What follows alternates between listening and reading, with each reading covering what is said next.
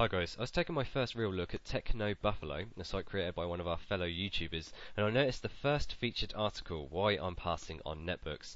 Now I consider this to be nothing more than link baiting, but it's worked on me, so I thought I'd talk about this article and see what you guys think about it, because this dude has some serious vendetta against netbooks. So before I start, I have had a few netbooks. I've had the Asus EPC 701, I've had the Acer Aspire A110, and I've had the Samsung NC10, so I've had enough to really know about them and what they do and what they are. So he begins with netbooks are underpowered paperweights. That is a little bit extreme, don't you think? Obviously this guy's looking for performance of a full-scale laptop or a desktop in a small device and also wants it to be really cheap, but let's go into it. Blah blah blah, said off my chest. I've watched the public fascination with these ultra-low-cost, ultra-portables from their inception and wondered how anyone can actually use these devices for any worthy purpose. So I'll reference you over here to an article from Reg Hardware. Notice the top-rated laptops / netbooks, and notice that the Toshiba MB200 and the Samsung NC10 actually come above the Apple MacBook Pro. So if they're not for any worthy purpose, why would they be rated so highly on respectable websites? It's really strange. So anyway, he says, I want to like them, I do, but every blah blah blah. Even the top of the line model just doesn't have the horsepower to push pixels in a tolerable manner. Now I don't understand what he's trying to do on his netbooks, or if he's not. I don't even know. This article doesn't even tell me that he's even had a netbook before. He's obviously just seen them before.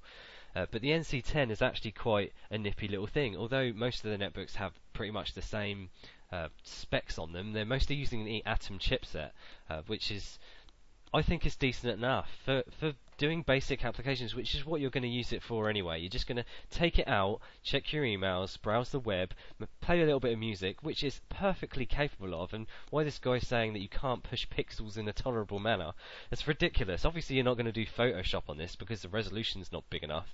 If you're going to use iTunes, yes, it's resource hungry, but it does still work on this, and you can even find low resource alternatives if you really want to go that far.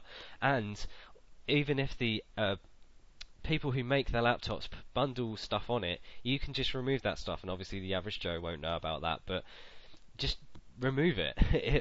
Anything that will speed this little thing up, even though it's perfectly capable for the things it can do. So anyway, a friend of mine bought a Sony Vaio W. Okay, blah blah blah blah blah blah blah. Opening Outlook, a task that could bring even a gaming PC to its knees, took ages. Well, that's just a ridiculous statement, isn't it? If it brought a gaming PC to its knees, then why it wouldn't do any better with a netbook? Anyway, launching Firefox was an agonising 40 seconds. So I've never had Firefox open 40 seconds on any of my even the 701, which ran at 600 megahertz, didn't have Firefox opening in 40 seconds. So this dude has obviously loaded it with 30 different add-ons or something, or he's got something seriously wrong with his computer, or he's only got 512 or 256 of RAM in his netbook or something. Anyway, I realise the appeal they have to have that effect on me as well. People want a small, lightweight portable that can be thrown into a book bag, which is exactly what they're for, and take it to the nearest coffee shop to check their email and Twitter. But these machines just aren't it. Well, how can they not be it if people are happy enough to install Windows XP on them? I've got over 250,000 views on this video talking about installing it via a USB drive, which is entirely for netbooks. With so many people, I mean, how many comments? 1,177 comments. If they weren't good enough for that, no one would be bothering to do this.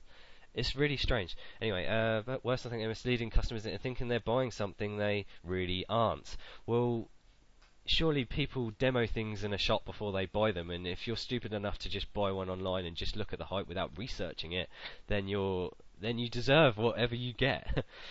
Anyway, for that reason, these machines have a very high return rate. Why would they have a high return rate? Oh, whatever. The honeymoon ends quickly once you actually try to use the netbook for anything other than opening a browser window and becoming keenly aware that what you're holding in hand is not a mini laptop, but an over-glorified smartphone with a larger screen that's trying to run a desktop operating system, failing miserably in the attempt.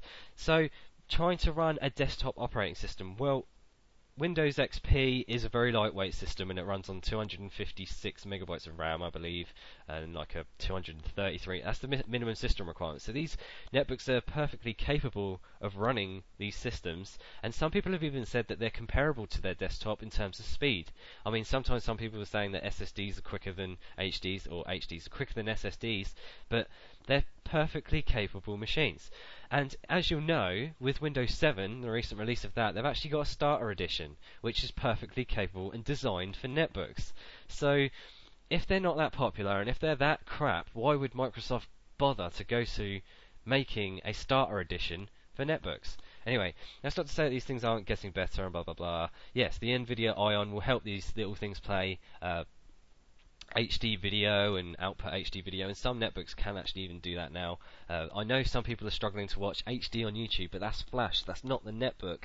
And Flash, if you didn't know, are recently going to be coming out with, or coming soon, they're coming out with something that will be using the graphics instead of the CPU to help with the video rendering. So you may even be able to play HD in the future on YouTube and things like that on your little netbooks.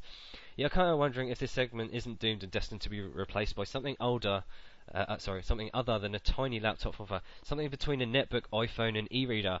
Now, the point of netbooks is that they have nearly a full-scale keyboard. So why would you want to type anything on an iPhone? Firstly, not dissing anybody who's got an iPhone, but seriously, if you want to type for half an hour, would you be able to do it on an iPhone?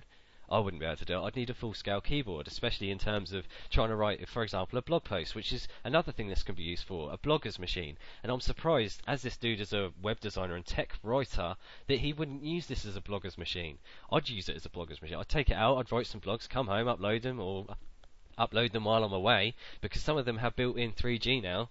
So it just seems like a perfect machine for light work. I can't understand. Even Office runs on these fine. Anyway, possibly one thing, I'm staking a pass on netbooks. Call me when the revolution begins.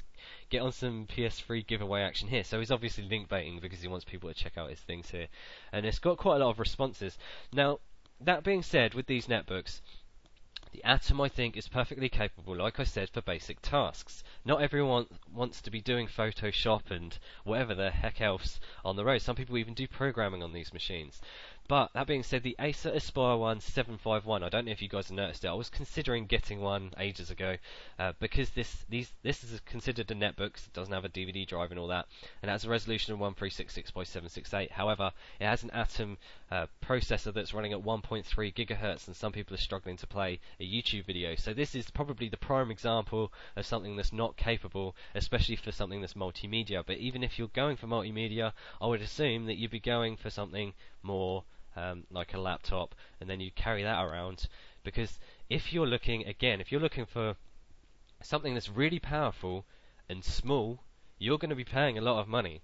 I'd love someone to tell me something that's got a dual core processor and a dedicated graphics card for less than £200 or £300. It's just not going to happen. So I would say netbooks are perfectly capable for the people that can use them, and as he says he's a freelance web designer and a tech writer, I still think they'd be perfectly capable for him. And as he hasn't owned one, I don't think he has the right to complain about anything, because he doesn't say in his article that he's even owned one. So I'd love to hear your opinions on this. This is just a quick video about netbooks, my opinion on it.